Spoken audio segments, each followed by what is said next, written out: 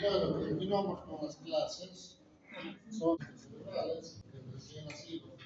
Ustedes se acuerdan cuando hablamos de hematomas cerebrales, hablamos de hematomas que no solo se presentan en los adultos, los llamados hematomas espontáneos, que son secundarios a hematomas intraparenquimatosos, ¿no es cierto? Entonces, secundarios a presión alta, presión elevada de pacientes que tienen.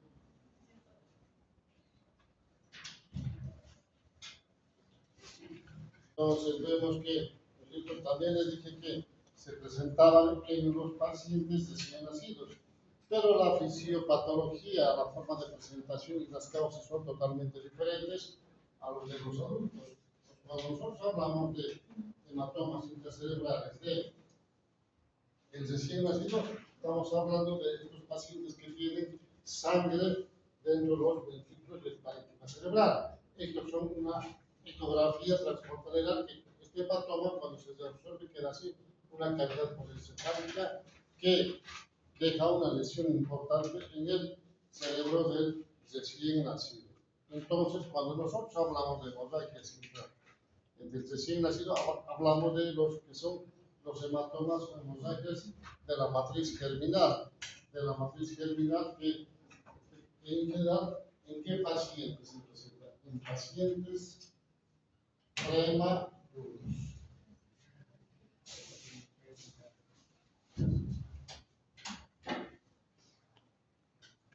Entonces, cuando hablamos de hematomas intracerebrales recién nacidos, nos referimos fundamentalmente a pacientes prematuros, no pacientes, digamos, o recién nacidos que nacen, digamos, con el embarazo a término, que en general estos sí son normales, ¿no es cierto? Pero estos pacientes que nacen, digamos, con menor edad gestacional, tienen el riesgo alto de tener estos hematomas intracerebrales. ¿Pero esto por qué? Por inmadurez cerebral, ¿no es cierto? Inmadurez cerebral. Pero no solo pasa, digamos, esto, digamos, con el cerebro. ¿Qué otra cosa afecta a los pacientes recién nacidos cuando, digamos, los neonatólogos o los ginecólogos se preocupan? ¿Qué otra cosa les preocupa? Porque en general al ginecólogo ni al neonatólogo no le interesa el cerebro, le interesa otra cosa. No, cuando están, digamos, la mujer está con embarazo y con amenaza de aborto. El desarrollo de los pulmones. Protección de los Pulmón. pulmones, ¿no es cierto? Es lo que le preocupa. Entonces, ¿para eso qué usan? Corticoides, ¿no es cierto? Y si nace el paciente, ¿no es cierto? Un paciente prematuro pretérmino, el neonatólogo, ¿qué hace?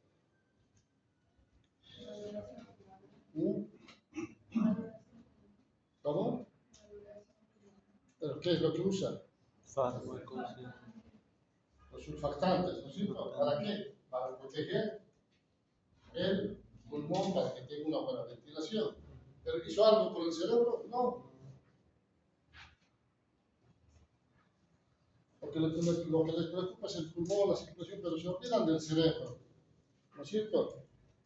¿Por qué? Porque la gran mayoría de los especialistas, pediatras, los neonatólogos, no están entrenados en esto.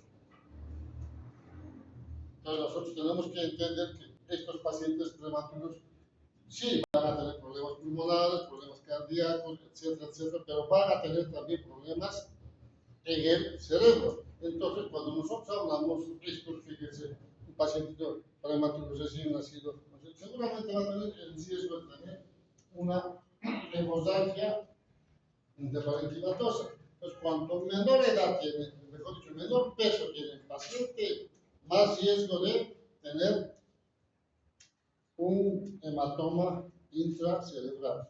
Cuanto más peso, ¿no es cierto?, menos el riesgo, pero aún así sigue teniendo, digamos, el riesgo. Fíjense ustedes, si nosotros vemos acá, si el paciente nace con aproximadamente 500 a 700 gramos, eso significa medio kilo, ¿no es cierto? O menos. Entonces, el riesgo es tener 70% de sangrado.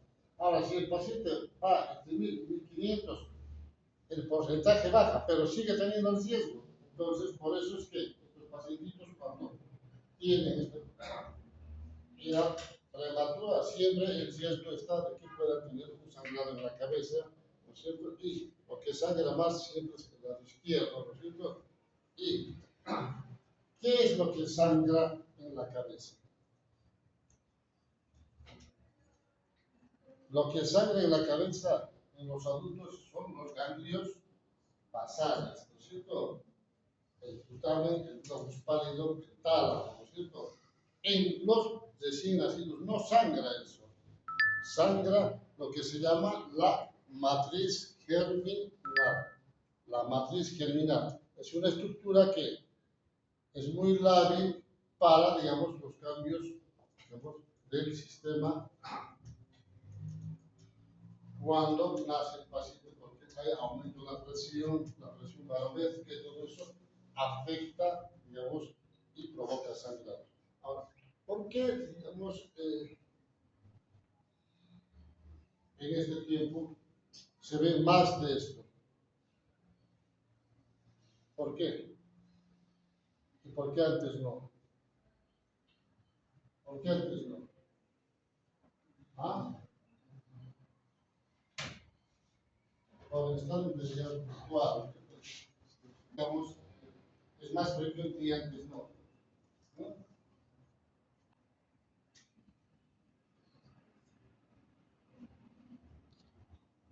Porque antes en general no había estos estudios, digamos, complementarios, la ecografía, la tomografía, la resonancia.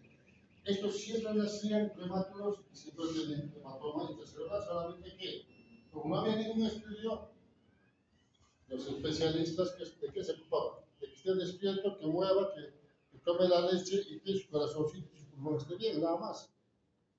Cuando nacían prematuros no había incubadoras, no había, digamos, terapias neonatales, el paciente lo tenían, digamos, protegidos, digamos, y esperaban, digamos, a que su organismo resista o fallece. Entonces, por eso es que, digamos, antes decía, no había tanto, sí, no había, porque no había, digamos, los métodos de estudio para entender esta patología. Ahora sí tenemos los estudios y podemos entender que esto siempre existía, ha existido y va a seguir existiendo, siempre. Entonces tenemos que entender que esta patología se tiene que tratar. Obviamente, si el paciente va a tener sangrado en la cabeza, ¿no es cierto? Siempre va a quedar con alguna secuela. Siempre. Porque es un cerebro que está en fase de desarrollo. Entonces, cuando hablamos de esto, estamos hablando de la matriz germinal, ¿no es cierto? Si hablamos de la matriz germinal en general, ¿no es cierto? ¿Dónde está ubicado? Está ubicado en general, si nosotros vemos esto, es el ventrículo lateral, este es el otro ventrículo. Acá, ¿qué es lo que tenemos? Anatómicamente por tomografía. ¿Qué es lo que tenemos? ¿Ah? ¿No? Las vellosidades aracnoideas. No. ¿Qué es lo que les dije que había al costado? La cabeza del núcleo caudado, ¿no es cierto? La cabeza del núcleo caudado. Entonces la matriz germinal está entre lo que es la pared externa del ventrículo y la cabeza del núcleo caudado, justo en el medio. Tenemos ahí la matriz germinal. Ahora, la matriz germinal, ¿no es cierto? Tiene irrigación por dos segmentos. Ramas de la arteria cerebral anterior, la arteria pulmonar, y ramas, digamos, de la arteria cerebral media, porque le va a llegar que necesita bastante irrigación. Si nosotros vemos este esquema, vamos a ver que la matriz germinal está acá. Ventrículo lateral, cabeza del núcleo caudal, y esto que ven en amarillo es la matriz germinal. Ahora, ¿qué funciones tiene esta matriz germinal? Fíjense ustedes, acá dice, ¿no es cierto? La matriz cerebral está constituida fundamentalmente por células de gran actividad proliferativa, que son precursoras de las neuronas en la semana de 10 a 20 entre el útero, ¿no es cierto? Y en el último trimestre son encargadas de formar los astrocitos y la oligodendro y el uterus. Es ahí donde se van a formar gran parte de las células del cerebro.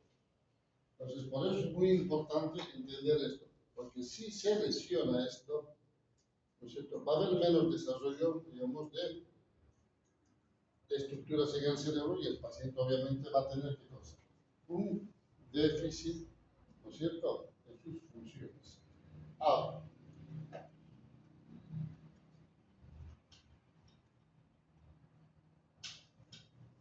si nosotros hablamos de la vascularización, ¿no es cierto?, dijimos que tiene irrigación de la arteria cerebral anterior y la arteria cerebral media. Pero ¿qué otra cosa tiene esto que es fundamental? ¿No es cierto? Que esta parte, ¿no es cierto?, no tiene, digamos, estructuras vasculares definidas, sino más bien son, digamos, como canales o lagos venosos. ¿No es cierto? Es más o menos como para comparar, para que entiendan, cuando hablamos de seno cavernoso, ¿no es cierto? El seno cavernoso no es un conglomerado de, si quieren, de redes venosas, no es una estructura que tiene paredes, ¿no es cierto? Más o menos parecido a eso, estas no tienen paredes, son, si tienen, digamos, unas redes que, por donde circula la sangre y obviamente no tiene paredes, digamos, ni músculo liso ni nada de eso, y por eso que son estos altamente susceptibles de lesionarse y sangrar cuando hay algún cambio, algún evento de la presión en el paciente cuando nace prematuro. Pero ¿qué otra cosa tiene esta zona? Fíjense ustedes, tiene, ¿no es cierto?, estructuras neurales, pero no tiene mielina. Ustedes saben que el cerebro, las neuronas, las dendritas y los axones, ¿qué es lo que tienen? Para su función, tienen la mielina, ¿no es cierto?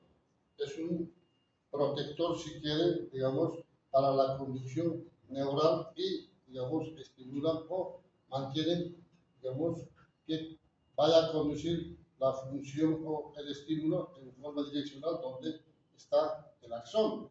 Ahora, estos en general no lo tienen, no tienen eso.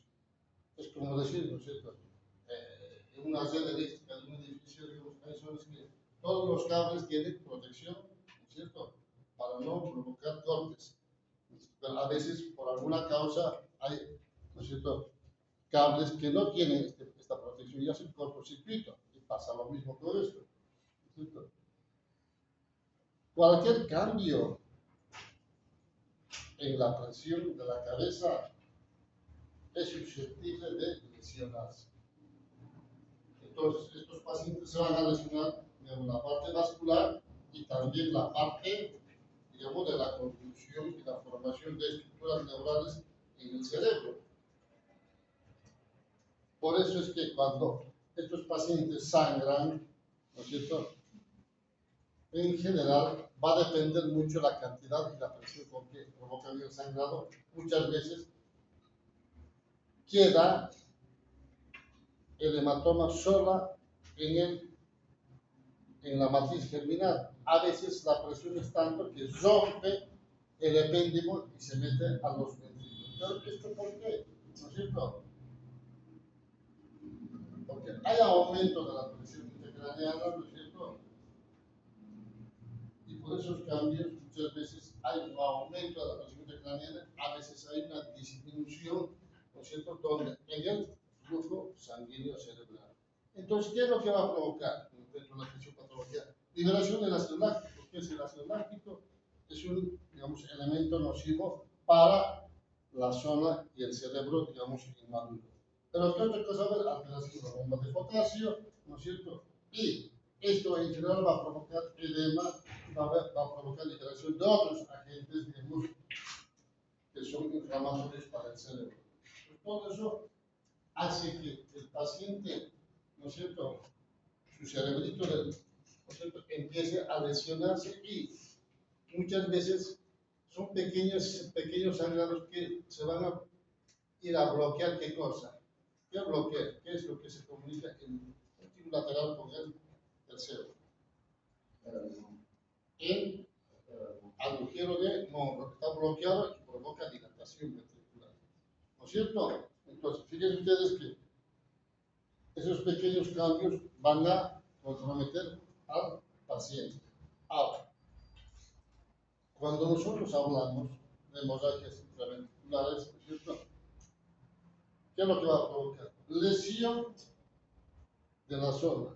Si es grande, va a provocar lesión en el parénquima cerebral, ¿no es cierto? Y a veces, ¿no es cierto?, dicen ahí lesión de neuronal continua, ¿no es cierto? Y para esto hablamos de clasificación. La clasificación, en general, hay varias clasificaciones que se manejan, ¿no es cierto? Hay una mexicana, una americana, la otra no me acuerdo de dónde es, ¿no es cierto? Y esta es una clasificación. En general, todos siempre van rondando en esto, en los 4 grados. Hay algunos que lo dividen en 1A, 1B, el 2A, 2B, etc. ¿No es cierto? Pero en general siempre existe esto. Esta es la clasificación más sencilla para aprender los grados, entonces por eso que se los paso yo, ¿no es cierto? Y se divide, ¿no es cierto?, en 4 grados nombres, si quieren, para entender los hemorragias paranoides, pero hablamos de hematomas intracerebrales. El grado 1 en general significa que el hematoma está enmarcado en la matriz germinal. Solamente no se mete al ventrículo, tampoco lesiona otras estructuras del parénquima cerebral. El grado 2 sí, acá rompe el epéndimo y la sangre se mete al ventrículo y dicen que más o menos se lleva un 50%. Estos pacientes sí, obviamente si tienen coágulo, ¿qué es lo que van a provocar? Probablemente van a tener lo que se llaman las hidrocefalias. El grado 3 en general ya tiene bastante sangre, más del 50%, y obviamente va a haber dilatación ventricular rápida. ¿Por qué? Porque está bloqueando la circulación de líquido cefalorraquídeo. Y el grado 4 en general tiene sangre en el ventrículo, pero también tiene sangre ¿dónde? En el parénquima cerebral. Este es el parénquima cerebral, esta es la matriz germinal y acá tenemos sangre en el ventrículo, pero también hay lesión del parénquima cerebral. Entonces, fíjense ustedes que cuando hablamos de hematomas y pinta cerebral del recién nacido, tenemos que entender esto. Seguramente esto nos va a informar el ecografista, ¿no es cierto? Sangre en el ventrículo, sangre en porcentaje, nosotros tenemos que entender y interpretar de cómo está el paciente. Obviamente, si nosotros vemos las fotos de ecografía, son muy similares a las de la tomografía. Simplemente tenemos que saber interpretar, ¿no es cierto? ¿Y por qué se hace ecografía y no tomografía en los recién nacidos? ¿O por qué creen que se hace? La radiación. Muy bien. ¿Otra? ¿No? ¿Por qué?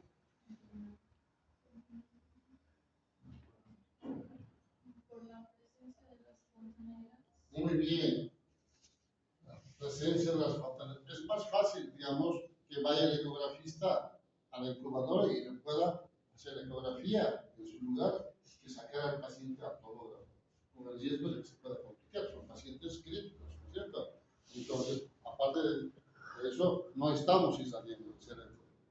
Ustedes saben que cada tomografía significa entre 200 a 700 radiografías, digo, 200 a 300 radiografías de cráneo. Fíjense la radiación que recibe el cerebro cuando se hace una tomografía.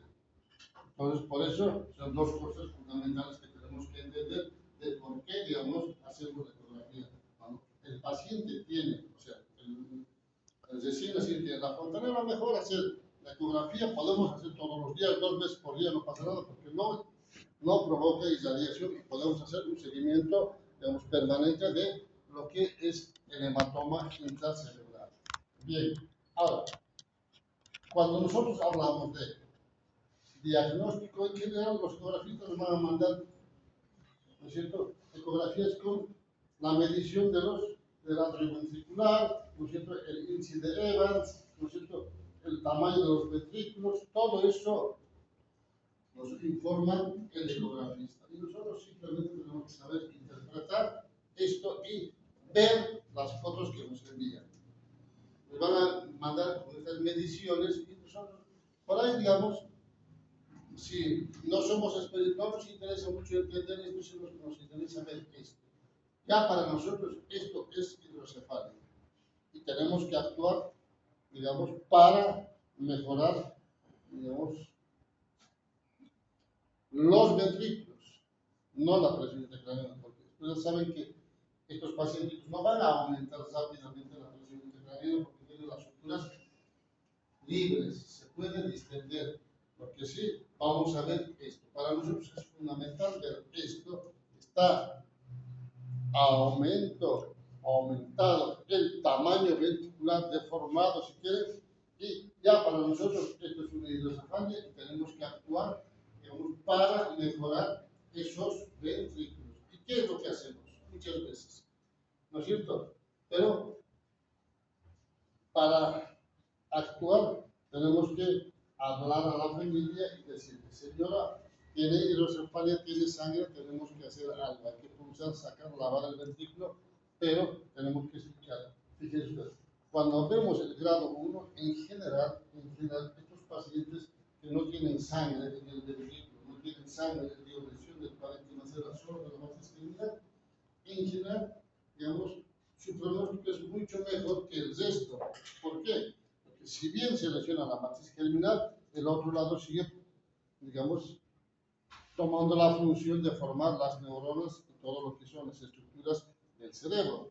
Ahora, si el paciente tiene sangre en el ventrículo, fíjense ustedes, hay un riesgo de, ¿no es cierto?, tener un 25% de hacer hidrocefalia y, fíjense, más o menos 70% de tener una alteración, si quieren, un déficit, si quieren, ¿no es cierto?, o un retraso, si quieren, ¿en qué? En el desarrollo psicomotriz del desarrollo del paciente. ¿Eso qué significa? Que va a tener dificultad para escribir, va a tener dificultad para hablar, va a tener dificultad para aprender en la escuela, ¿no es cierto? Estos pacientes sí van a tener un retraso madurativo. Ahora, si es el grado 3, fíjense, llega a un 78% de probabilidad de tener hidrocefalia y más del 90%, ¿no es cierto?, de tener un retraso en el desarrollo psicomotriz del paciente. Y si tenemos el grado 4, en general 100% va a ser hidrocefalia y 100% va a tener el retraso, ¿no es cierto?, del desarrollo psicomotriz. ¿No es cierto? Por eso es que tenemos que entender y por eso tenemos que, digamos, hacer lo posible para que no dilate y que tratar de evacuar la mayor cantidad de sangre en el menor tiempo posible. Ahora, este autogolpe es un seguimiento de los pacientes. Fíjense ustedes. Dice que de todos los pacientes que hizo el control ecográfico, el 80% falleció.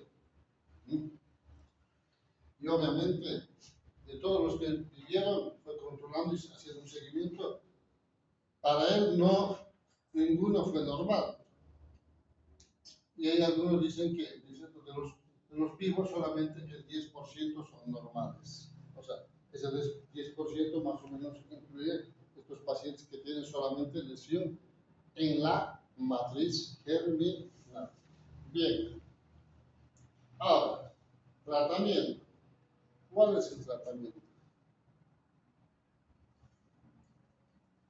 ¿Quieres salir?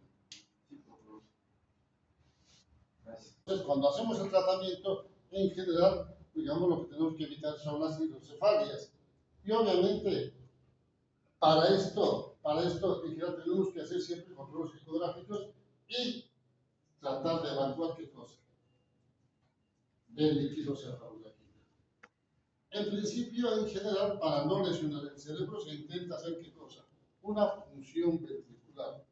Función ventricular y tratar de sacar la cantidad de líquido cefalorraquídeo que seguramente va a ser hemorrágico y, obviamente, estos pacientes, cuando hacemos eso, digamos, a veces se logran, digamos, cuando hay poca cantidad de sangre y muchas veces es bastante y no podemos, digamos, no podemos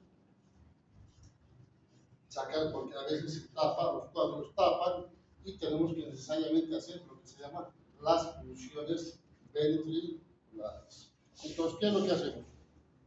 A través de la fontanela metemos una aguja directamente al ventrículo y sacamos el líquido cefalorraquídeo.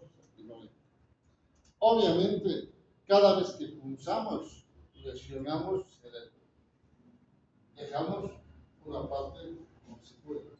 Entonces, para evitar esto de estar punzando todos los días o día por medio, a veces se coloca un reservorio, un catéter con un reservorio, ¿no es cierto?, permanente. ¿Y qué es lo que hace? Solamente punzar el reservorio sin lesionar el parénquima cerebral. Otros prefieren colocar un drenaje ventricular externo con lavado permanente, que vaya saliendo el líquido permanente, ¿no es cierto?, para no lesionar el cerebro. Solamente una vez se mete al cerebro el catéter y se va lavando. Entonces, de cualquier manera, digamos, todas estas medidas sirven ¿para qué? Para lavar la sangre del ventrículo y evitar las hidrocefalias. Ahora, cuando nosotros no logramos, o la madre se descuida, a ver, los pacientes llegan en ese extremo. No vale la pena, digamos, ver que los pacientes lleguen a ese extremo.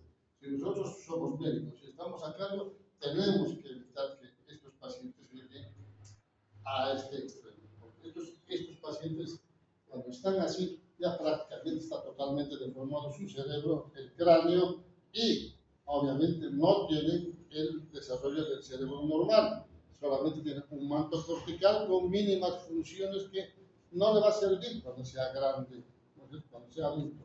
Entonces, por eso es que tenemos que entender que, fíjense, que el perímetro cefálico aumenta un centímetro cada semana. Esto, si hablamos de pediatría, es muy complicado, simplemente les doy algunas cosas, ¿no es cierto? Y tenemos que simplificar la fontanela, que esté blando, depresible, no tensa, ver la diastasis de las suturas, ver el tamaño ventricular por ecografía, ¿no es cierto? Aquí algunos dicen que cuando están en terapia se puede hacer el monitoreo de la PIC, ¿no es cierto?, para ver con cuánto de presión. En general, las presiones siempre son, digamos, bajas al principio, pero ya cuando llegan a este extremo, la presión intracraneal está aumentando. Ahora, si después de hacer el tratamiento de evacuarlos, la sangre, aún así tenemos dilatación de los ventrículos, ¿qué es lo que tenemos que hacer? En general, tratamiento quirúrgico. Colocar una válvula de derivación ventricular-peritoneal que vaya de la cabeza hacia el abdomen al peritoneo, una válvula pero ¿cuál? Las indicaciones de los pacientes. En general tienen que tener un promedio de más o menos 2 kilos, no antes. 2 kilos. El recién nacido prematuro muchas veces nace con 1 kilo, 1,5 kilos, ¿no es cierto? ¿Vale la pena colocar? No. ¿Por qué? Porque no tienen la cantidad suficiente de ¿qué? De tejido celular, si quieren de grasa.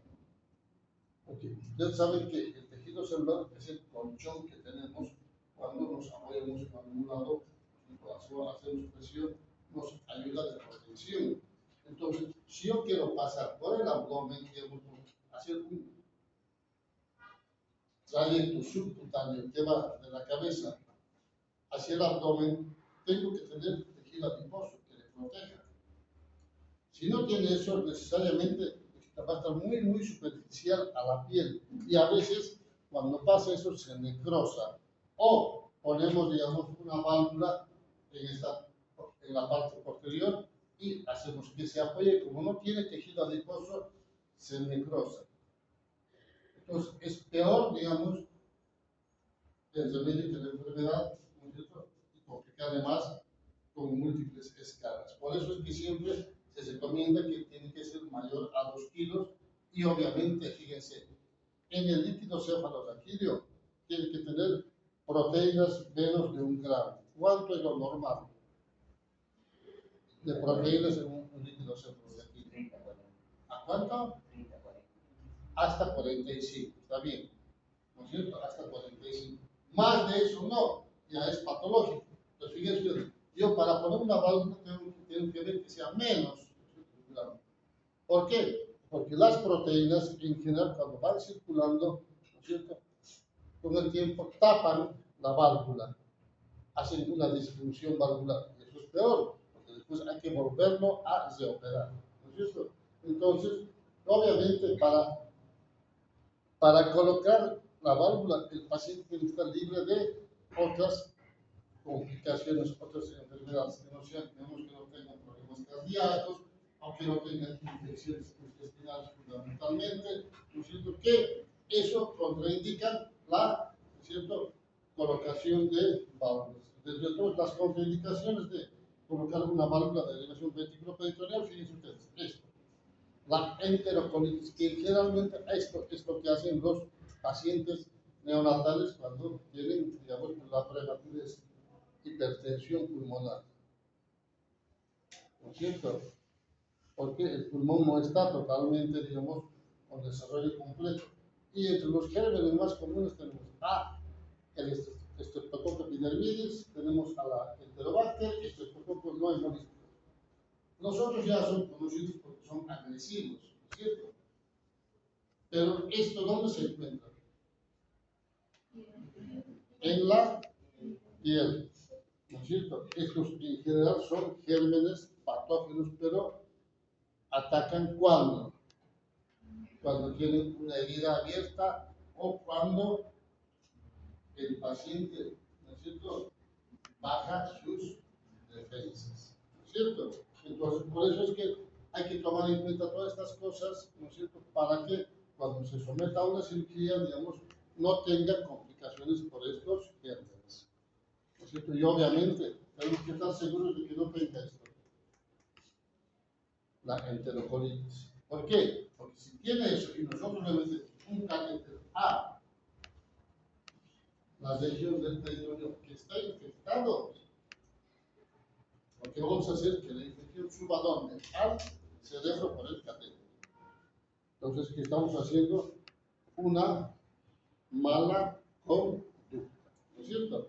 Bien, entonces cuando hablamos de lo que es la matriz germinal del grado 1, en general para esto es para recordar dónde se encuentra, a nivel de lo que es el caudo talámico. En general es la parte lateral, digamos, de los ventrículos, ¿no es cierto?, la cabeza del núcleo caudado, que estos en general no se rompen, se quedan ahí nada más, ¿no es cierto? Y obviamente en algunos casos, pero muy raros, se ven que a veces son bilaterales. Pero en general lo que más sangra es el lado izquierdo. El grado 2, digamos, el grado 1, estas son hemorragias recientes, ¿no es cierto? Estos en general se recuperan rápidamente porque el volumen, digamos, de sangrado es menor, por eso es que se recuperan rápido. Y el grado 3, en general, esto sí, se rompe el epéndimo y se mete ¿dónde? Al ventrículo, ¿no es cierto? Al ventrículo. Esto es el algoritmo de todo lo que hablamos. Si ustedes aprenden esto, nunca se van a equivocar en el tratamiento. Todo lo que hablamos, resumen, ¿no es cierto? Hemorragia intracerebral de la matriz terminal, si no dilata, supone que es grado 1, nada, ningún tratamiento. Ahora, si dilata, hay que hacer control y seguimiento todos los días, ¿no es cierto? Si se detiene la dilatación y el sangrado, simplemente hacer control periódico hasta, digamos, el control de 1 año, hasta algunos dicen 2 años, y obviamente si esto va aumentando, cada vez dilata más, a veces es necesario, ¿qué cosa? Usar, digamos, las funciones lumbares. Algunos dicen que hay que usar drogas para evitar la formación de líquido cefalorraquídeo, la acetosolamida, ¿no es cierto? Acetosolamida que se usa, digamos, en pacientes neonatales a 25 kilogramos de peso. Entonces, si sigue dilatando, se pone ese bodio y si se detiene, bueno, seguimos controlando. Ahora, si no, termina con una válvula. Es lo mismo, si hay dilatación rápida, necesitamos colocar un catéter, ¿no es cierto? Si se detiene, control. Es lo que hablamos, simplemente en un resumen, digamos, de qué es lo que debemos hacer con nuestros pacientes cuando tenemos un paciente prematuro con hematomas intracerebrales. Entonces ya saben ustedes que cuando tengan estos pacientes, la fisiopatología es totalmente diferente a los de adultos y la conducta es totalmente diferente a los de los adultos. ¿No es cierto?